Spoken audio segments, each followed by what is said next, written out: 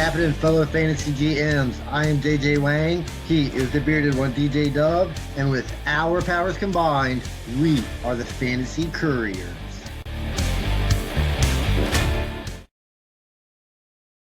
Oh, JJ Wang, it is Daytona weekend. Most people at Daytona will be over by then.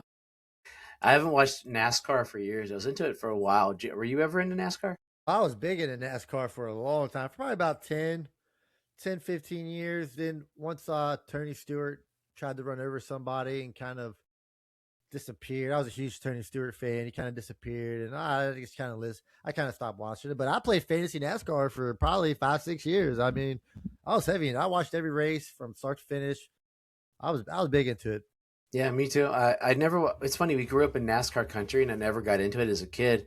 And then I was moving in with some guys that were NASCAR fans. So I figured I better start watching it, and so I jumped all in. I don't do anything like halfway. So I was like, what would be the funniest team to root for? So I was a Mark Martin fan because he drove the Viagra car. So I thought that'd be hilarious. And then he retired, and I liked Carl Edwards rather, because he's our age and did the backflip and things. So I rooted for him. And then once he retired, I don't watch as much as I used to. I think I also don't need naps as much because I'm doing so much, because I would always like watch it, nap a little bit, watch it some more, try to be up for the pit stops. And I might throw it on today. I got an empty house. We'll see what happens. Yeah, I was probably started watching it probably in the midnight. I mean, Dale Earnhardt. I remember watching Dale Earnhardt. Started really following it once Jeff Gordon got into it, and Dale Earnhardt and Jeff Gordon, were battling all those years, and then Jimmy Johnson came along, Tony Stewart. Just won.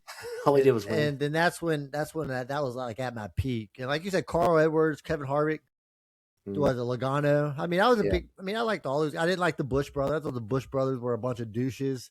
But I mean, they were good, but I mean, they brought some interesting stuff. But yeah, it's probably been probably 8 years since I've probably watched any NASCAR.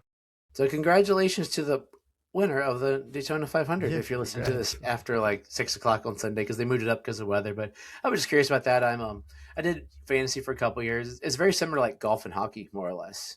I never did fantasy golf or hockey, but I mean, it's not like it's all that hard. You just pick a couple drivers and wherever they finish. It's not like you got to really follow it all that much. I mean, it's not you really don't have a whole lot of options. Nah, you got about 40. And generally of that 40, you got about 10 to 15, and then you throw darts. Yeah. So yeah, this isn't a NASCAR show, guys, but sometimes we just get off on tangents because right now we're in that kind of weird space. The Super Bowl's over, so this is kind of like July for a couple of weeks where guys can just do something stupid before they get into free agency.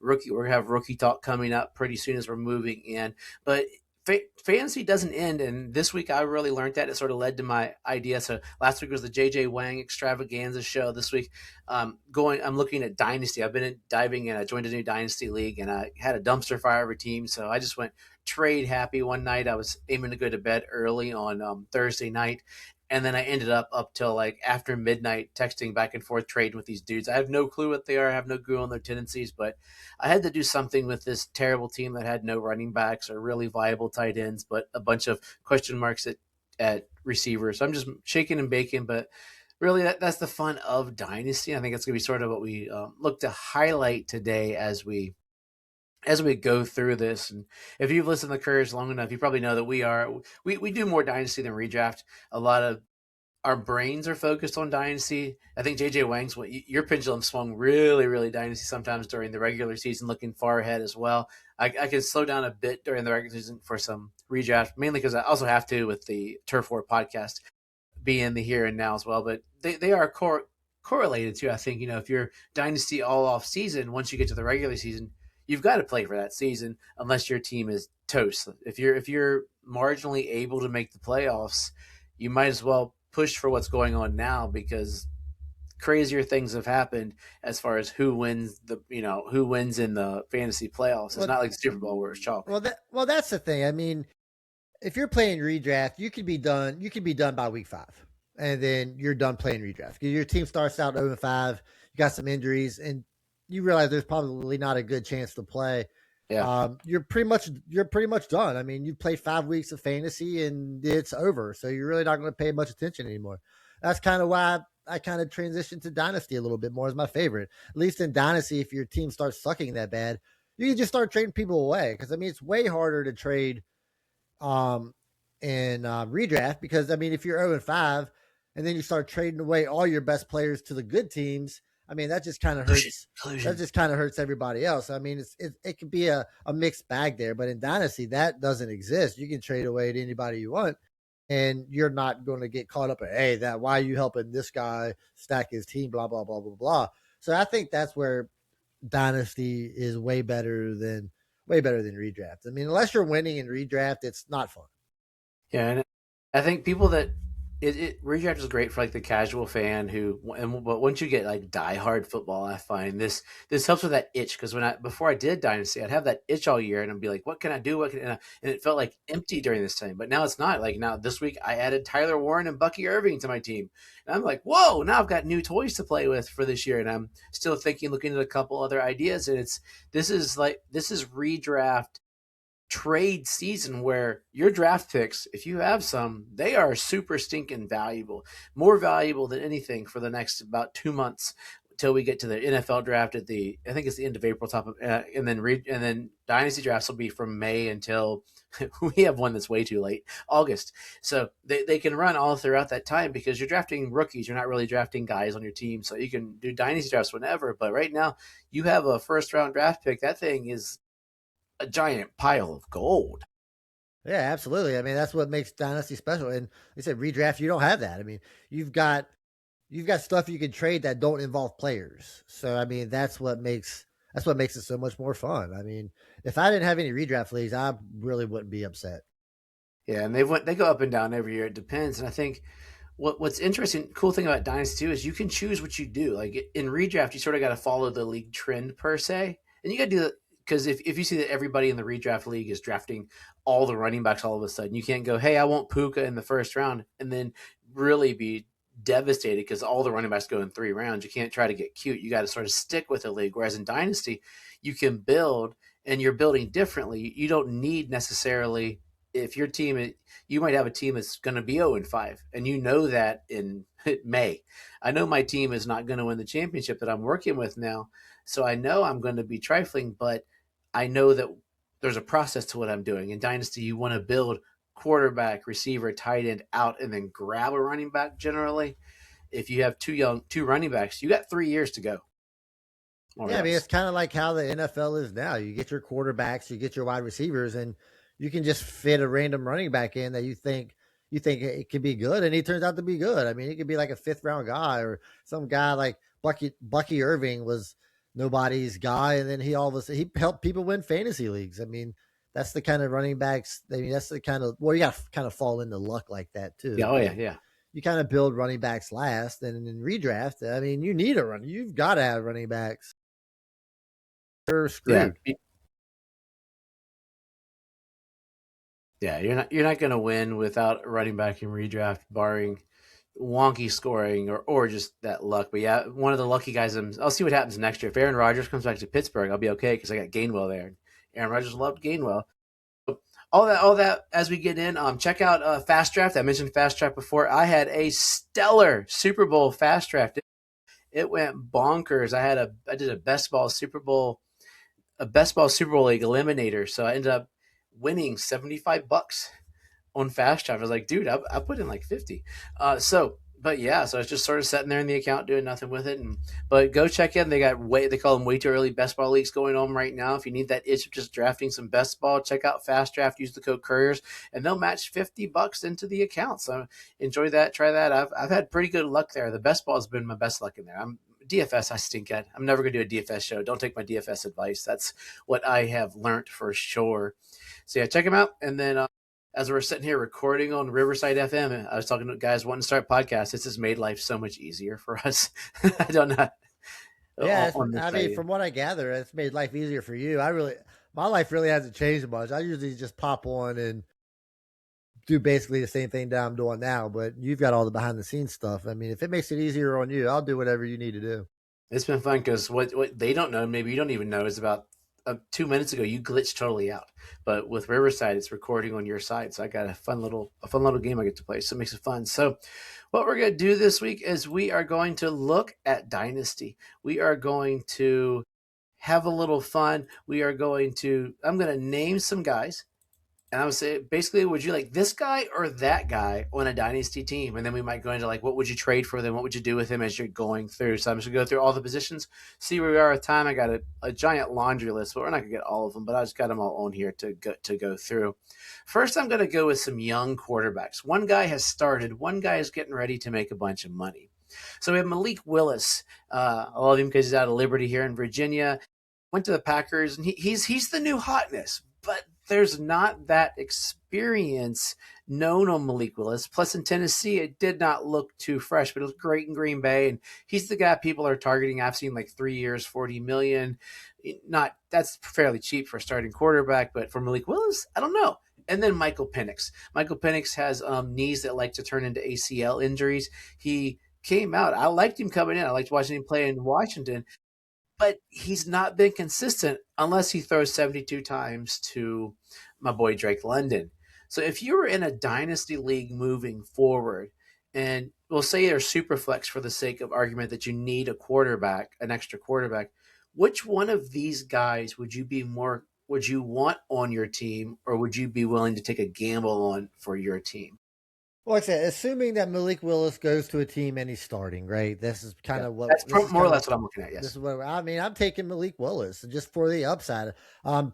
We've seen what Willis can do. I mean, he's been up, he's been down. I mean, he did some really good things in the Packers offense. Now, granted, you got to have the right coach. You got to have a coach that knows what they're doing. But I mean, if I need an extra quarterback, I'm taking Malik Willis just because he can run. I mean, he's got a huge arm and he can run. And in the right offense, I think that could be effective. Sure, he could turn into Justin Fields and be absolutely dreadful. But I mean, Michael Penix just doesn't move the needle for me. I mean, I'm not a huge fan. So all things being equal, both of them are starters for their respective teams. I'd take him Malik Willis. Malik Willis goes to the Jets. Does that change anything? No, I would take Malik. I would. It's the only real downer, I'd say. I'd still take Malik Willis. I don't. Granted, their bad luck follows the Jets, but I mean, you would think at some point it's got to change, right? I mean, they've got more playoff wins. They got more playoff wins in a decade than my team. So, if you look at the offenses, I mean, they're pretty much comparable. I mean, you've got great number one wide receivers on both teams. Good running backs. Now Atlanta does have Kyle Pitts, maybe. So we'll see what happens with Kyle Pitts. But I think the offense are generally kind of similar. So all things being the same here, I definitely go with Malik Willis, even though he goes to the Jets. Yeah, I'm starting like Jets would make it a little harder because there is going to be that Breece Hall hole that they'll probably have unless they franchise tag him and want to pay him 14.5 million or something stupid. And the running is the key there. Penix, though, man, that's why it's tough here. I'm looking at both guys. To me, they're fairly comparable if you're looking on the web. But I think I agree with you there on the legs would make the difference, even though there's not that guarantee. Like I don't know. Penix isn't going to have Cousins this year, so at least all we got to worry about is his knees, right? Yeah, he just doesn't excite me. There's no excitement for me with Penix. So I got to be excited. I got to you've got to on my team. I've got to be excited about you. You got to have some kind of upside. And Penix just doesn't move the needle as far as upside goes. You know, they're almost the same age too. Malik Willis has been in the league for. Oh yeah, Penix was in college for like 12 years. So. Yeah. So okay, here's two guys, and what I did when I created this, I looked at like dynasty guys that are tiered. These guys are tiered separately, with one being higher than the other. But I'm really curious if they should be, and I'm talking about Jared Goff and Justin Herbert. Jared Goff has a couple years on Herbert. But he has all those weapons that he has to throw to. Tesla could take another step next. Tesla could take another step next year. Sam Laporta is solid there. Herbert has, McConkey. He's got a team, but not that superstar that's really going to throw him. He's got a young, good tight end. He's got old stone hands who played every now and then good. But Herbert is usually ranked substantially higher. So if we're looking in Dynasty rankings, I'm using the Fantasy Pros rankings here. Herbert is 9 in tier 2, whereas Golf is 19 in tier 4. Golf's 31 and Herbert is 27. I don't know. I don't have their birthdays up, so they'll probably 8. They're going to grow older this year, I'm guessing. But how do you feel about those two guys? Well, I mean, I think that's pretty much exactly where they should be. I mean, Golf's over his career. I mean, completely surprised everybody. Started off terribly. Sean McVay found him, transformed his career, got traded for Matt Stafford, got to Detroit, just played really, really well. But I don't want Golf as my number one quarterback. I don't want him as my QB1. Justin Herbert, on the other hand, doesn't have as good of offensive weapons on his team, but I would still prefer Justin Herbert as a QB1. Especially with the age. I mean, there's a 4 or 5 years difference. So, I mean, that's huge right there in Dynasty. I mean, you still got 10 years with Justin Herbert. So, I mean, I can't imagine them not building a better team around him with Jim Harbaugh doing what he does. So I think they're right where they're supposed to be. I would love Herbert as my QB1, and I would like Jared Goff as my QB2. And I think this would arrange. I have Herbert on that team, and Herbert for me is not anyone I get excited about for some reason. I know he's a good quarterback, but he's not done anything recently. Like he came out hot, and then he's just sort of floated along. Whereas Golf last year, Golf blew him out of the water last year. Golf's 31, Herbert's 27. So I don't know. I couldn't pull up their birthday, see if they'll be like 28 or how close they are in age. But that's still, it's 3 years. And in Dynasty, you're playing for like 3 years at a time. We're looking at Matt Stafford. Matt Stafford's going in. He's going to play this year at 39. So if you got Jared Goff, you might have 8 more years. You got Herbert, you might have 12, you might have, but both of those, you're looking at 3. I personally, with value, if some guys might be interested in Herbert, I'm not going to give away Herbert.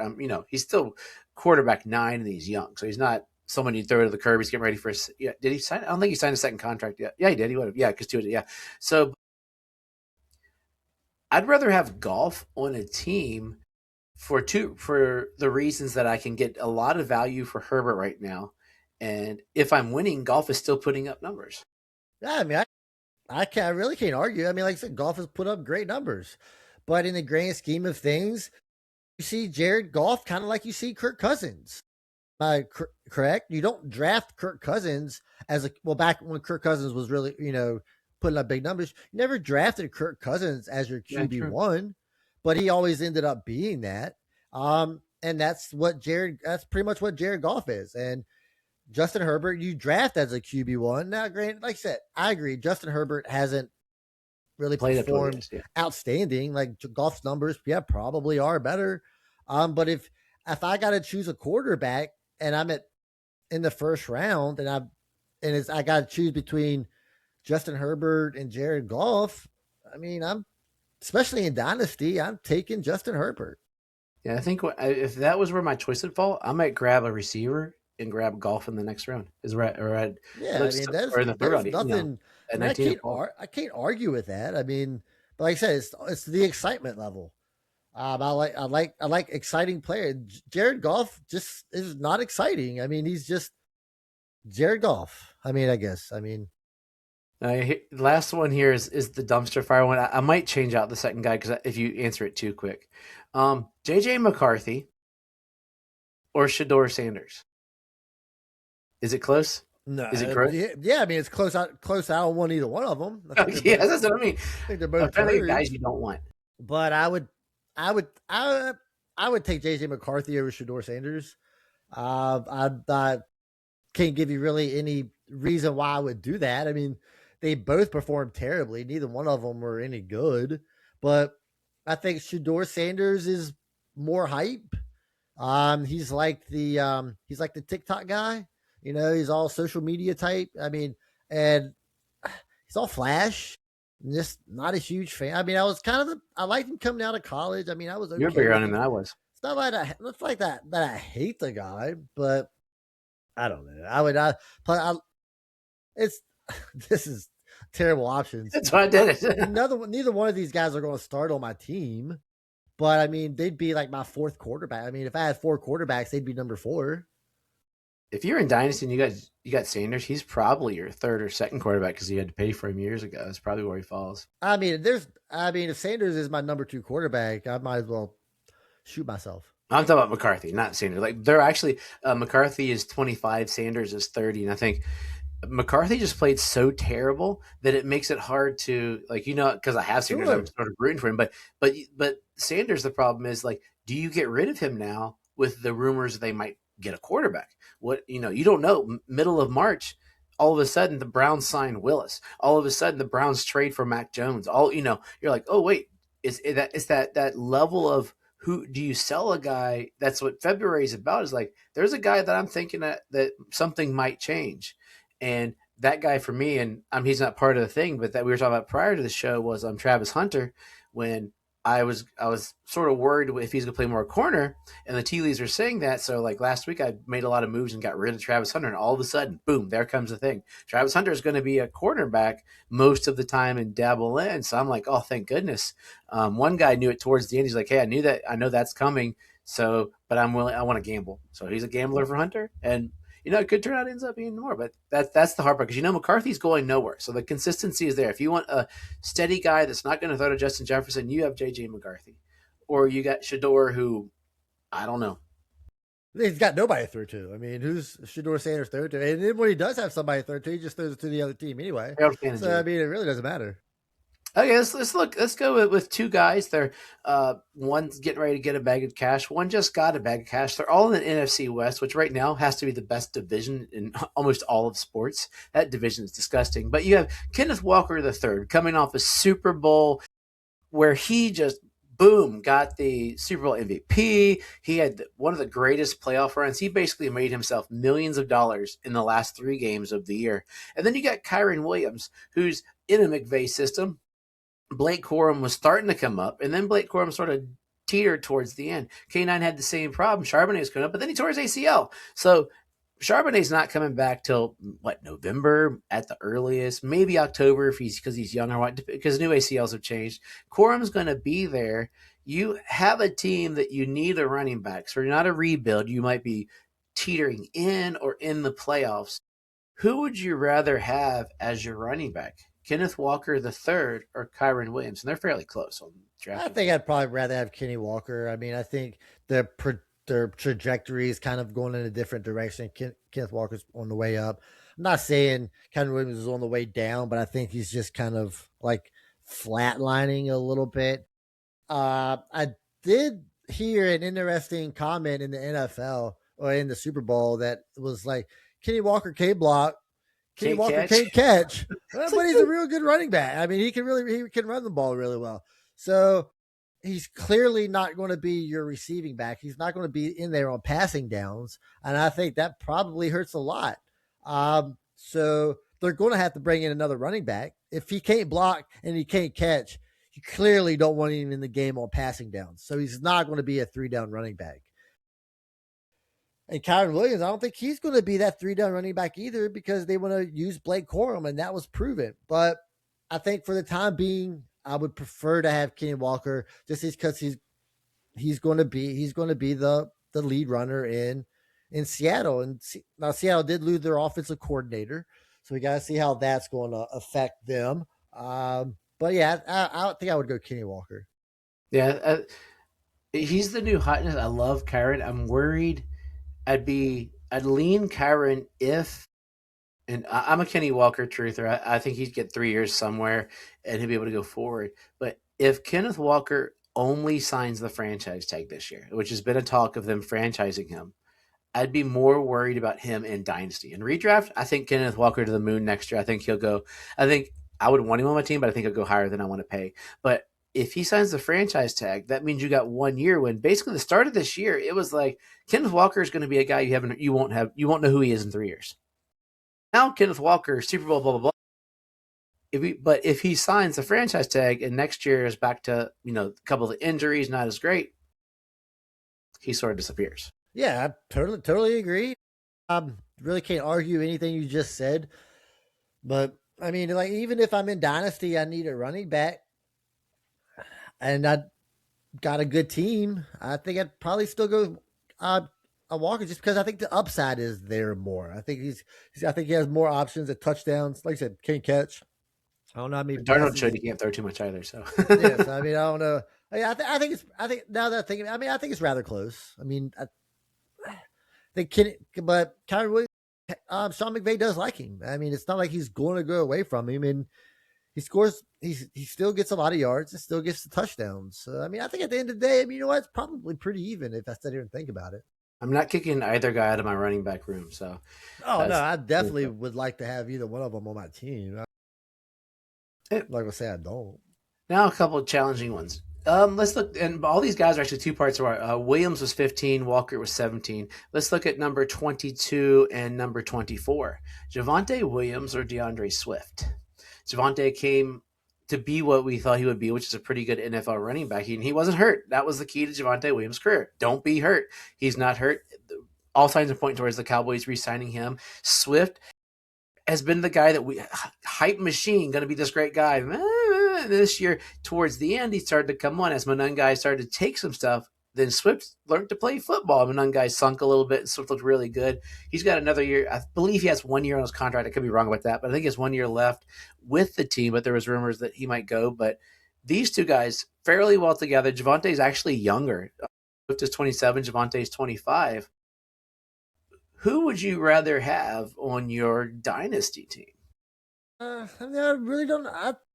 I think with the fact that you've been burned a little more by DeAndre Swift, and you keep thinking he's going to take that next step, and then he does start playing well, and then he kind of disappears again, and you're like, man, you just can't rely on him. Javonte Williams come back, finally had a good season last year, kind of faded towards the end of the year. So that would have to be cleaned up. Like I said, they're 22 and 24, so they're basically the same person. So who would I prefer? Probably Javonte Williams, just because I don't know what their backup is like. He's probably going to get more, maybe, but Swift can't catch the ball. He's still a part of the offense that you got Monangai. I think they're probably going to use a little more. I think I might lean slightly towards Javonte Williams, but I'm not really excited about it. I mean, if the person in front of me took Javonte Williams and I was stuck with DeAndre Swift, I'm like, I mean, it's the same thing. But I'm not really excited about neither one of those guys because I think both of those guys could completely disappear midway through the season next year. Yeah, I'm on Javonte. I think I'll take the 2 years of running back health for starters, but also the fact that his quarterback doesn't run. Dak doesn't run anymore. And when he was young, Dak would get the occasional running, and you look at his now, it's like 8 yards, 7 yards a game, whatever. Swift has Caleb Williams, who's going to steal some of those touchdowns. He's got the young upstart running back who's going to do it. Javonte's losses are going to be to the studs on the corner receivers, to the really good tight ends, the stuff in the passing game. And Javonte played to what he's supposed to play. Like I would be ecstatic if Javonte was my flex for sure. But even if I built good receivers and he was my running back too, right now he's player 22. These are your RB2 type guys. On a Dallas offense that's really good. Can't imagine but I can't imagine the Cowboys doing nothing in the running back room. They're going to have to bring in another running back. Are they going to bring? Not going to money. Who cares? It's a running back. You give $5 million, $6-7 million for a running back. That's all running backs. It's not like we pay running backs a lot. $5-6 million. I mean, it is what it is.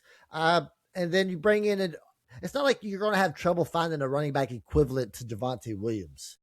I mean, he's been average at best. I mean, he's been injury plagued. He's had one season where he played half the season really well, and the other half was okay. I mean, we see that kind of every year. They're going to bring in running backs to compete with him. And they drafted Jaden Blue. You never know. They might give him more of an opportunity after seeing. I mean, he did a little bit there towards the end of the season. And I can't imagine they're going to be like, all right, we're going to come in with Javonte Williams, give him 300 carries, and he's going to be RB1. I don't see that happening. He's going to be a bruiser to that, yeah. I don't see that happening at all. I mean, 50-50 timeshare with both of these running backs wouldn't surprise me. Yeah, and his catches aren't what they used to be. So I mean, he had 35 receptions, but 3.9 per reception. That's Yes. crazy. Okay, here's the dumpster fire one. So this is a oft injured guy we thought might turn into something, and that was Trey Benson in the Arizona Cardinals. The Arizona Cardinals played running back roulette like Michael Carter was the running back one by the end of the year, and my favorite, Bill Krosky Merritt in DC. But the problem with him is they love him, they hate him, they love him, they hate him. Right now, there's talk of them drafting another running back. So both of these guys have their own stink to them of inconsistency or fear of more people. And these guys, I mean, we're looking. Benson's actually 30, whereas Krosky Merritt's 39. What do you do? I'd probably rather have Benson. I think there's a little more draft capital involved with Benson. Krosky made a couple of good games, but I mean, he's a replaceable cog in the wheel. I mean, it's not like you can't find another running back that did exactly what Krosky did or even better. It's not great. It's not you can't find a running back that did what Trey Benson did either. I mean, it's not really that difficult. But I think Trey Benson gets the opportunity in Arizona. I think he gets like first shot going into next season. I can't really say that about Merritt. I mean, who knows if what they're going to do with him. I mean, like I said, they like him, so he might get a shot. Like I said, both of these teams have to fill out their running back room. They've got to do something at running back. So I think it's more of like a wait and see type. But I would prefer Trey Benson now over Merritt. I forgot about James Conner. I'll be honest. I was looking at some Benson stuff. I was like, oh yeah, James Conner's there, but looks like they're saying he'll probably get dumped because he's due about almost $8 million against the cap for a 31-year-old. Okay, here's one that's sort of on my team. I have 4 guys here. This is the Ohio State receiver room. You got Egbuka, who started out looking pretty solid for Tampa, then died. Marvin Harrison, who hasn't played good since college. He's had 2 or 3 good games in the NFL. Garrett Wilson, who's probably the best of the bunch, but in the Jets last year, he was putrid, hurt, and then I threw in Olave, but I think Olave is the answer. So I just want to throw him in there because I was looking at the first 3 are my 3 starting receivers on the team, which is crazy. And I kind of want to get Olave just so I have all Ohio State receivers. Olave is the cream of the crop here, right? Yeah, I mean, he's got the best quarterback out of the bunch. I mean, why would you not go Olave? And then they got Tyler Shuck throwing him the ball, right? Put the other 3 in order, or what it would take for each of them to be the guy on your team, like where you are in Dynasty. Egbuka, Harrison, or Wilson. Have you given up on Harrison too, or not? I'm not saying I've given up on him, but I would probably put him, out of these 3, I'd probably put him third because he's done the least. Garrett Wilson, like you said, plays for the Jets. We don't know whose quarterback's going to be. They bring in Malik Willis. I mean, Malik Willis isn't a throwing quarterback. So, I mean, that's probably going to hurt him a little bit there. But then again, there's not a lot of options in New York. So Garrett Wilson is going to be heavily targeted. And I think overall, I think Egbuka is probably the best option here. We don't know if Mike Evans is coming. We don't know if Mike Evans is coming back. We don't know if what's the other guy? It's always Chris Godwin. He's been hurt, so we don't know what his plans are at that. So I think all 3 of these are going to be the number 1 option. I think Baker Mayfield took a dip last year. It wasn't as good as he was the year before, but I still think he's the best quarterback option out of these 3. So I'd probably put Egbuka 1, Garrett Wilson 2, even though that could easily be reversed. I do think Garrett Wilson is better, but the team is a little scary. And then Harrison, until further notice, I just can't do nothing with this guy.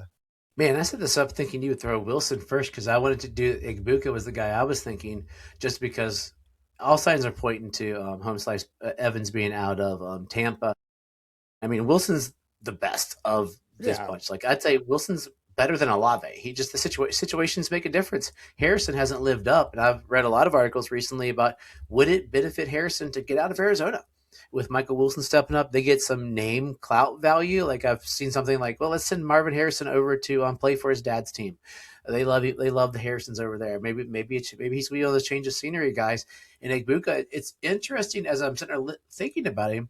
The cool thing is he won't have that problem Wilson has where everybody guards him because there are some sneaky young receivers there. McMillan came back from injury. You had the two Craddock. They both have the same last name last year. The rookies last year for them played fairly well. That it could be a decent receiver core that keeps them from. And Otten has showed up, at times that it'll keep him from getting that super pressure. That maybe that's what slowed Harrison down. So I was like, "Oh, Harrison's the greatest things in string cheese."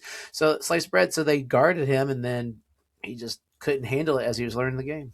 Yeah, it may be possible. I think the Jets are going to be, like I said, I have no idea what's going on with the Jets. They don't have a quarterback. Who knows? But I think the Jets are going to be a run first team. And I think Tampa Bay is going to be more of a pass first team. So I think that's going to be kind of the difference. I think that's going to make a little bit of the difference. Okay, 2 quick hits. Let's go to Chicago. Burden or Odunze? Who would you rather have? I want to say Odunze. I'm waiting for him to break off. Burden looked really good. I think I'll still go Odunze. I mean, he was a top 10 pick. I think he's still going to. Caleb Williams looked really a lot better this year. I think DJ Moore is gone, so it's going to be Odunze and Burden with the majority of the offense there. And I think Odunze takes the next step. Yeah, I think I'm saying that because I got Odunze on my team. I wanted to play well. I love Odunze, but Burden just looks so good at the end of the year. It makes it tougher than we thought it should be. They can both succeed because they play 2 different ways. I mean, they're not the same. They're not the same style of receiver. And with the amount the Bears are going to throw, I think both of them could work out really, really well. Yeah, and we'll talk about the other guy that could hinder their progress as well in a moment. But quick hit: Devonta Smith or Christian Watson? Devonta Smith been a huge disappointment. The Eagles are huge. I don't know what's going on there. Oh God. I would still go Devonta Smith. If they trade AJ Brown and Devonta Smith becomes the number 1 guy, I think I might take Devonta Smith. It's funny. I've fallen in love with Christian Watson this offseason. Like no tomorrow. It's crazy looking at it because I started reading some more stuff and guys were breaking down his stats. And if you look at when he plays, there's the catch. When he has played recently, like with Jordan Love, he has been freaking outstanding. So more than likely, Dobbs is going to be gone, who was sort of Jordan Love's safety net. And Watson played really well towards the end of the year. That I think this could be a year that if you're looking for a guy like Devonta Smith's going to be more expensive. I think even though he's been let down because he's still Devonta Smith, that if you're looking for a guy to buy cheap, that could end up being maybe your wide receiver too. Have a couple wide receiver 1 weeks when he gets those touchdowns. I think Christian Watson because they both have sort of similar. They're both that speed guy for you. Their skill sets relatively the same. Watson's bigger, but well. That's not very hard to do. I mean, Devonta Smith is, he's a pretty skinny dude. But I mean, like I said, I think the Eagles eventually trade AJ Brown. Devonta Smith becomes the number 1 guy. If Devonta Smith is the number 1 guy, he plays better when he's the number 1. I mean, most guys do. When you get more options and you don't have like an elite number 1 wide receiver on the other side of you tend to play better because you get more balls. But yeah, Christian Watson's fine. I've got no quarrels with Christian Watson. Yeah, let's close out with the greatest position in sports. That would be the tight end position.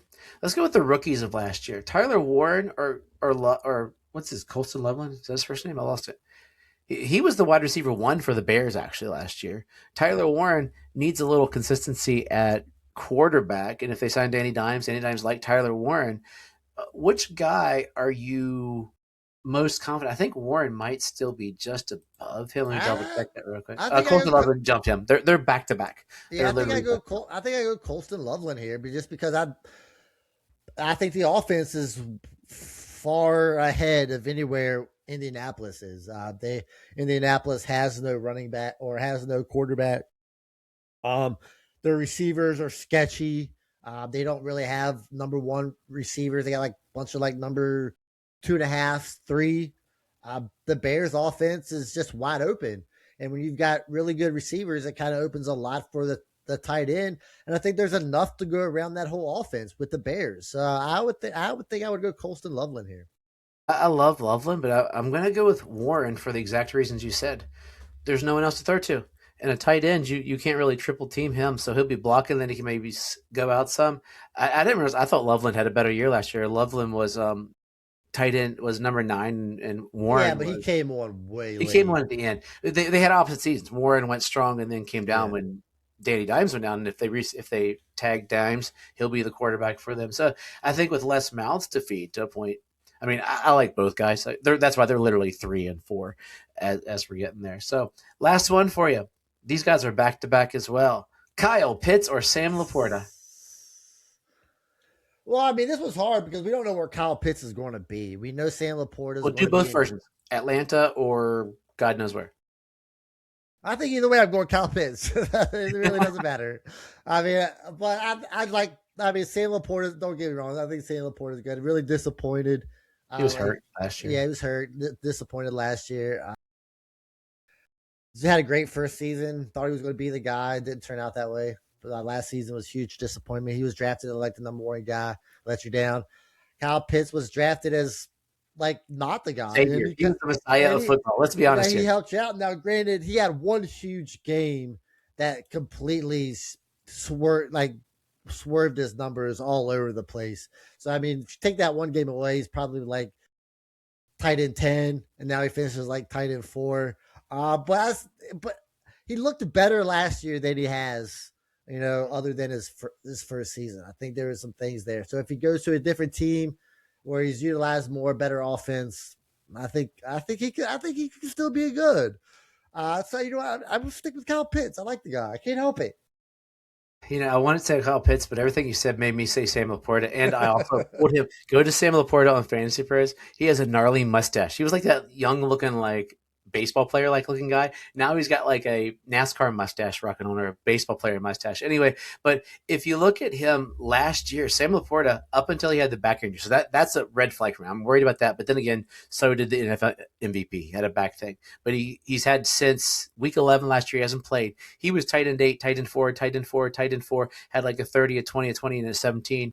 But he was getting – he had some 9 target games, 6, 6, 8, had some 4s, but he was consistent at least.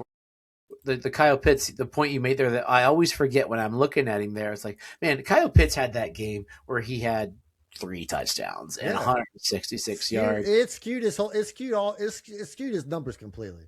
But his targets were pretty good. So I think Kyle Pitts in Atlanta, I'd have him higher than, I don't know. We'll see where he lands. But I'm trying to think he's going to try to get him? I don't even know where he would go. Carolina? I don't know. I mean, I have no idea where he's going to go. I don't know who needs a tight end. I have no idea. But I just like Kyle Pitts. I can't help it. I can't give up on him. Let's see what the internet's saying real quick as we close this out. Kyle Pitts landing spots. Oh, the Chiefs to replace Kelsey. That wouldn't be bad. He's from Philadelphia. So he goes to the Eagles, man. This changes everything. So it's whatever it is. So plot us some wisdom. I'm hungry. I got to eat some lunch. Yeah, real quick. So I want to talk about the Marvel Universe real quick, but I don't want to speak about the movies. I want to speak about something that's much, much better in my opinion. And back in 2015, Netflix brought a bunch of series to the TV show. They started off with Daredevil. I thought it was fantastic. I think it was the closest thing to comic books that you can have. The violence is what sets me over the top. I love that violence. Ninja scene in Daredevil. Holy cow! The fight scenes on Netflix were fantastic, and then they brought the Punisher. Punisher was amazing. Brutal. He became one of my favorite characters. And like I said, the violence was perfect. It couldn't have got any better. Bodies, the head in the door. And then they brought along Jessica Jones and Luke Cage. Now, I wouldn't say they're necessarily main role players. I think they're better like pieces to the puzzle. So Daredevil lasted 3 years. Netflix got rid of it. I don't understand why. I thought it was fantastic. So last year, Disney picked it up and brought back Daredevil for season 4. But all the same characters. I just finished it yesterday. I was flabbergasted how well it was. They brought the Punisher back. They didn't overdo it with the Punisher. They brought him back. Punisher does what Punisher does, kills a bunch of people. Plus, I love the actor that plays the Punisher, Jay Bernthal. I think he's a since Walking Dead, man. Yeah, he's great. I love it. So it just got re-upped for season 2. They're going to bring Jessica Jones into the fold. So I think that's a better position for Jessica Jones to be playing. I think the Kingpin does a miraculous job. Wow. I love his character. They're bringing Bullseye back. I think this is just by far the best thing Marvel has ever brought forth. I think it's better than all the movies.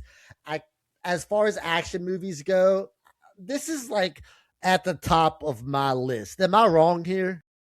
I don't know. I've never thought of that. I watched all those. Those were shows. You know how Netflix would drop all 12 episodes? Oh, yeah, absolutely. I would be like, hey, I'm a terrible dad and husband. I watched all of them. I was like, I would get up like Thursday night at like 12, watch like a couple of them. I'd tell my buddy at work, hey, I watched a couple before work because he was a big Marvel fan. I'd get home, I'd start watching. I would have them all watched by the end of the weekend. But yeah, so some of those scenes for there was like amazingly brutal. They made the Kingpin, like they made comic book guys what they would be like in real life. Have you watched the new season of Daredevil? Yeah, oh yeah, we watched it. Yeah. So I don't want to spoil it, but the Kingpin had an amazing kill scene at the end with just his two hands. It was fantastic. But like I said, the movies are fine, but they're just they're cookie cutter.